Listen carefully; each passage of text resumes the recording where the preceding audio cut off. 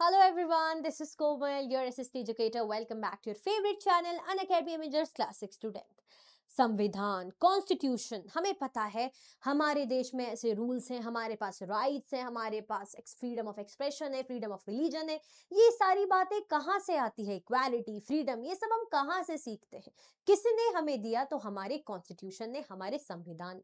तो जरा समझे कि कॉन्स्टिट्यूशन का मीनिंग क्या होता है, कॉन्स्टिट्यूशन कब आया, कैसे आया, किसने बनाया, ये सारी चीजें इस चैप्टर में हम पढ़ेंगे, जो कि बहुत ही प्यारा चैप्टर है, जिसकी हेल्प आपको आपकी फर्दर क्लासेस में भी मिलेगी। सो पहले से ही बोल रही हूँ, लाइक शेयर जरूर कर देना। ये देखिए, आपका helium fill gas class case में आपका कॉन्स्टिट्यूशन रखा हुआ है संभाल के इस तरीके से, है ना। What is a constitution? सबसे पहले कॉन्स्टिट्यूशन की समझने की जरूरत है। A simple answer is that it is a document that spells out a nations basic principles and laws. हम जो हमारे सिद्धांतों के, हमारे कानूनों की बात करते हैं, तो ये क्या है? एक ऐसा डॉक्यूमेंट है जिसमें ये सारी चीजें मेंशन है। इस डॉक्यूमेंट में ये जो सारी चीजें यहाँ पे लिखी गई हैं, ठीक है।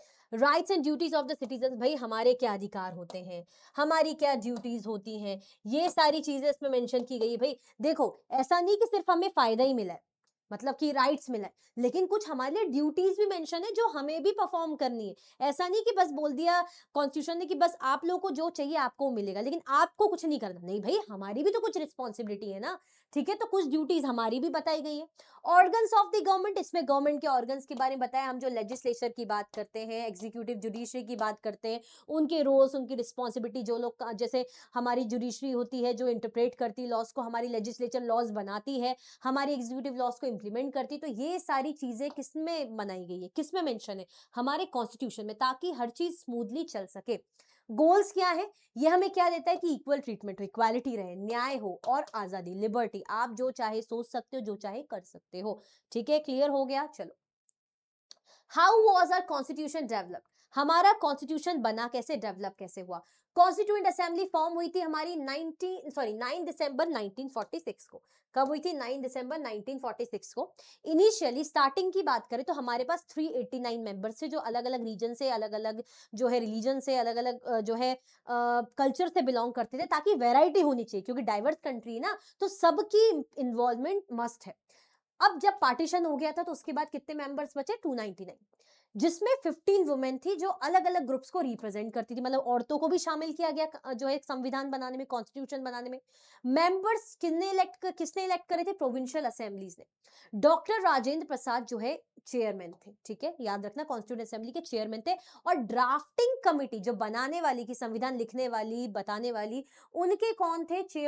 चेयरपर्सन हम बात कर सकते हैं हमारे B R Ambedkar, doctor Bhimrao Ambedkar. Constitution हमारा कंप्लीट हुआ था 26 नवंबर 1949। ऑलमोस्ट आप कह सकते हो, ऑलमोस्ट अप्रोक्स 3 साल लग गए थे, अप्रोक्स, है ना।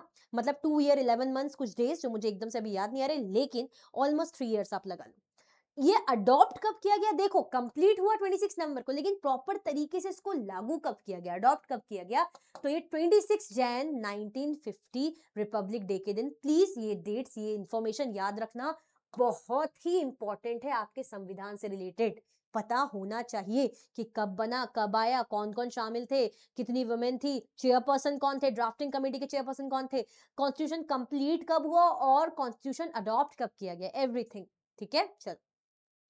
डॉक्टर भीमराव अंबेडकर देखिए बैठे हुए हैं सेंटर में, और उनके साथ जो ड्राफ्टिंग कमेटी के अदर मेंबर्स हैं। क्लियर? चलो, ये जो है कॉन्स्टिट्यूंट असेंबली में सब मिलके साथ में काम कर रहे हैं, है ना। इतने आसानी से तो बन नहीं जाएगी चीजें, वो भी कॉन्स्टिट्यूशन जैसी चीज। इन्फ्लुएंसेस ऑन द कॉन्स्टिट्यूशन, अब कॉन्स्टिट्यूशन बनाने पर प्रभाव किसका पड़ा, मतलब ऐसी जरूरत क्या आई कि कॉन्स्टिट्यूशन बनाना चाहिए? अगर मैं कुछ काम कर रही हूँ, अगर मुझे लग रहा है मैं वेट लूज करूँ, या मुझे लग रहा है मैं वेट गेन करूँ, या जो भी करूँ, कुछ भी, तो दिमाग में आएगा ना कि मैं ऐसा करना क्यों चाह रही हूँ, कुछ तो रीजन होगा ना। तो freedom movement brought ideas of equality, justice, liberty. जब हम गुलाम थे, जब फ्रीडम के लिए हम जो है स्ट्रगल कर रहे थे, तब समझ में आया कि भाई हमारे साथ तो अन्याय होता है, इनइक्वालिटी होती है ना। हमें आजादी नहीं है अपनी चीजों को बोलने करने की। तो तब ये थॉट्स है कि भाई जब हमारा देश आजाद होगा, तब हम ये चीजें करेंगे कि जब सब इक्वल हो, सबके साथ न्याय हो, सबको न्याय मिले और लिबरल लिबर्टी हो। इंडियाज हेरिटेज, हमारे जो एंशिएंट आइडियाज थे, जो हम बोलते हैं धर्म क्या होता है, डाइवर्सिटी में यूनिटी, इन चीजों को हमने फॉलो किया। अदर कंट्रीज में, अदर कंट्रीज से हमने क्या क्या चीजें सीखी ली। फ्रांस से जैसे लिबर्टी, इक्वालिटी, फ्रेटर्निटी, ब्रदरहुड हमने लिया। आयरलैंड से हमने डायरेक्टिव प्रिंसिपल्स को लिया। यूएसए से हमने इंडिपेंडेंट जुडिशरी का आइडिया लिया। मतलब कॉन्स्टिट्यूशन बनने में कहाँ कहाँ से हमें आइडियाज मिले, वो सारी चीजें हैं कि फ्रीडम मूवमेंट के टाइम, या हमारा खुद का हेरिटेज धरोहर क्या कहता है, या अदर कंट्रीज से हमने क्या क्या सीख ली, क्या क्या चीजें ले लेकर हमने हमारा कॉन्स्टिट्यूशन बनाया, सारी चीजें यहाँ पे मेंशन है। Clear? How the government work, अब गवर्नमेंट कैसे काम करती है। The legislature makes the law, देखो लेजिस्लेचर लॉज बनाती है, ठीक है, उनका काम होता है लॉ बनाना। लॉ को इंप्लीमेंट भी तो करना है, कि सिर्फ बना के रख दो, तो इंप्लीमेंट कौन कराएगा? एग्जीक्यूटिव। एग्जीक्यूटिव के अंदर तो हमारी जो है गवर्नमेंट आती है। The judiciary interprets the law, अब कानून किसने तोड़ा, कौन उस गुनेगार है, कौन कल्प्रिट है, हम कह सकते हैं कौन विक्टिम है, कौन जो है इनोसेंट है, जो भी है, कौन बताएगा? भाई जुडिशरी, जज साहब। The separation of power is essential to their effective working, और पावर को सेपरेट क्यों किया गया है? ताकि सब अपना काम अच्छे से कर सके, किसी को किसी पे डिपेंड नहीं होने दिया, लेकिन सेपरेट रखा कि भाई आपकी अपनी अपनी पावर है, आपको किसी पे डरना, किसी से जो डिपेंड नहीं करना, आप अपने अकॉर्डिंग फैसला लीजिए बस। हाँ, अगर गलत करोगे तो आप पे नजर बनाए रखिए, checks and balances. Three tier system of government, central, state and local, Panchayati Raj system. Even यहाँ पे हमारे पास फेडरलिज्म भी प्रोवाइडेड है ना, कि भाई आपके अलग अलग लेवल की आपको सरकार मिली है। भाई नेशनल लेवल के, इंटरनेशनल लेवल के, सेंट्रल गवर्नमेंट है, नेशनल गवर्नमेंट है, स्टेट की अपनी अपनी सरकार बनाई है, स्टेट लेवल की गवर्नमेंट, ताकि हर स्टेट अपने अपने लेवल की प्रॉब्लम्स को सॉल्व करे। लोकल लेवल की गवर्नमेंट है कि भाई पंचायती राज सिस्टम, गांव के लिए अलग, शहरों के लिए अलग, rural urban administration, municipal corporation, municipal council and all. क्यों दिया है? ताकि हर लेवल पे चीजें स्मूथली चले। अब आप सोचो ना कि मम्मी बोलेगी पूरा घर कोमल तुझे साफ करना है, तो मेरे लिए कितना बर्डन हो जाएगा, लेकिन मम्मी बोलेगी एक रूम तू साफ कर, एक रूम तेरा भाई साफ करेगा, एक रूम पापा साफ करेंगे, तो हमारे लिए चीजें आसान हो जाएगी ना, और हम ज्यादा इफेक्टिवली काम कर पाएंगे। समझ में आया? चलो स्क्रीनशॉट लेते चलना बच्चा। Main features of the Indian constitution, हमारा इंडियन कॉन्स्टिट्यूशन के मेन फीचर्स क्या है? तो ये हमें फंडामेंटल राइट्स देता है, फंडामेंटल ड्यूटीज और डायरेक्टिव प्रिंसिपल्स। फंडामेंटल राइट्स की बात करें, जिसमें इक्वालिटी की बात की जाती है ना, कि सब इक्वल है, कानून के सामने सब बराबर है, हमारे नजरों में सब बराबर है, जो आर्टिकल 14 देता है। फ्रीडम हमें आर्टिकल 21 देता है। एजुकेशन हमें मिलता है आर्टिकल 21 ए में, कि एजुकेशन सबके लिए कंपलसरी है। फंडामेंटल ड्यूटीज, कुछ हमारी भी तो रिस्पॉन्सिबिलिटीज हैं, तो जैसे आप कॉन्स्टिट्यूशन की रिस्पेक्ट कीजिए, आपको नेचर को प्रोटेक्ट करना है, हार्मनी को जो है आपको प्रमोट करना है, कि एकजुट होकर रहना है, आपके नेचर एनवायरमेंट को प्रोटेक्ट करना है, ये सब आपकी ड्यूटीज है। डायरेक्टिव प्रिंसिपल आपको बताते हैं जैसे गोल्स, आप अपनी लाइफ की क्वालिटी को कैसे इंप्रूव कर सकते हो, आप अपनी हेल्थ, जस्टिस, इनको कैसे इंप्रूव कर सकते हो, कुछ आपकी भी रिस्पॉन्सिबिलिटी है ना, स्टेट की भी है। क्लियर हो गया? तो ये सारा हमारा मेन फीचर है कॉन्स्टिट्यूशन का बच्चा, ठीक है। चल, the constitution is a living document, हम कहते हैं कॉन्स्टिट्यूशन हमारा एक लिविंग डॉक्यूमेंट है, ऑब्वियसली चल ही रहा है, अमेंडमेंट्स भी होते हैं, can be change through amendments to meet new needs. मतलब ऐसा नहीं है कि एक बार बन गया तो अब पत्थर की लकीर हो गया, अब बदलेगा ही नहीं, नहीं भाई, देश डाइवर्स है, नीड्स डाइवर्स हो रही, जनता बढ़ रही है, नीड्स बढ़ रही है, अलग अलग टाइप की दिक्कतें, परेशानी हमें देखने को मिल सकती है, तो उसके अकॉर्डिंग कॉन्स्टिट्यूशन में अमेंडमेंट्स यानी संशोधन या चेंजेस होते रहते हैं। Hand written and beautifully illustrated by Indian artist, even इसको हाथ से लिखा गया है, और हमारे इंडियन आर्टिस्ट ने इसको बहुत ही प्यार से लिखा है, बहुत ही अच्छे से बनाया है। एग्जाम्पल्स हमें जैसे क्या है, फंडामेंटल ड्यूटी कब ऐड हुई थी? 1976 में। पंचायती राज कब ऐड हुआ था? 1960, 73rd अमेंडमेंट। दैट मीन्स कि ऐसा नहीं कि एक बार बन गया तो बन गया, भाई ये बदलाव बाद में हुए ना। कॉन्स्टिट्यूशन अडॉप्ट कब हुआ था? 1950 में हमने पढ़ा था, लेकिन ये जो 1976 1960 में चेंजेस, ये तो बाद में हुए। क्यों हुए? यानी अमेंडमेंट्स होते हैं। गलती से भी ये मत सोचना कि कॉन्स्टिट्यूशन कभी बदल ही नहीं सकता, नहीं भाई, अमेंडमेंट्स होते हैं। क्लियर हो गया? ये याद रखना बात। चलो, अंडरस्टैंडिंग द प्रियम्बल, अब हमारा जो फर्स्ट पेज है कॉन्स्टिट्यूशन का, प्रियम्बल, वो क्या सिखाता है हमें? उसमें लिखा होता है we the people of India, कि हम भारत की जनता है ना, हम आजाद है, सोवरेन है। सोवरेन का मतलब हम किसी के अंडर नहीं है भाई, हम फ्री हैं, हमारे पास फ्रीडम है, हम किसी के अंतर्गत नहीं है, अब हम अपने जो है इंडिपेंडेंट लोग हैं।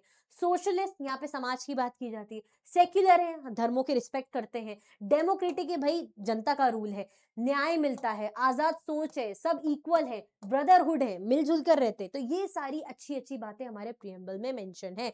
We the people of India, sovereign, socialist, secular, democratic republic, justice, liberty, equality, fraternity, बहुत इंपॉर्टेंट है, ये याद कर लेना, ठीक है बच्चा। चलो,